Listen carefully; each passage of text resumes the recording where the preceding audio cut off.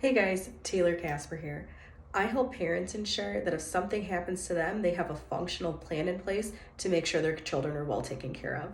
So, I just wanted to chat with you super quick about why it's so important to actually fund your trust. I get a lot of calls from people saying, I want to get a revocable living trust. I see it on the internet. There's a lot of buzz talk out there about revocable living trusts, what they do.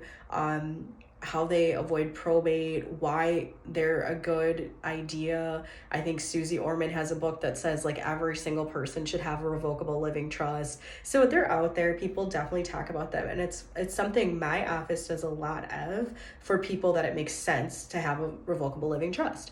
But one thing that a lot of people do, either when they DIY their trust or they work with a firm that doesn't spend a lot of time following up or making sure that trusts get funded, is that they forget to fund their trust.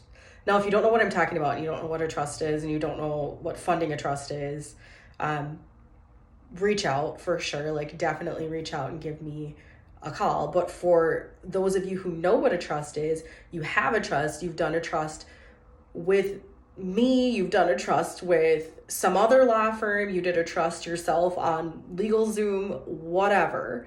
If it's not funded, it's not worth the piece of paper that it's written on. If it's not funded, you have probably a very expensive set of documents that really aren't going to help you out when you need them to help you out, or when your family needs them to help you out. So, super briefly, funding your trust, just the process of making sure that everything that you have, all the assets that you own, make it into this trust that you constructed or created, so that if you become incapacitated or if you die, somebody is available, your next in line trustee is available to just pick right up and carry on whatever assets are in the trust. They're able to access those bank accounts and pay bills. If the person's deceased and they need to sell the house, they can sell the house.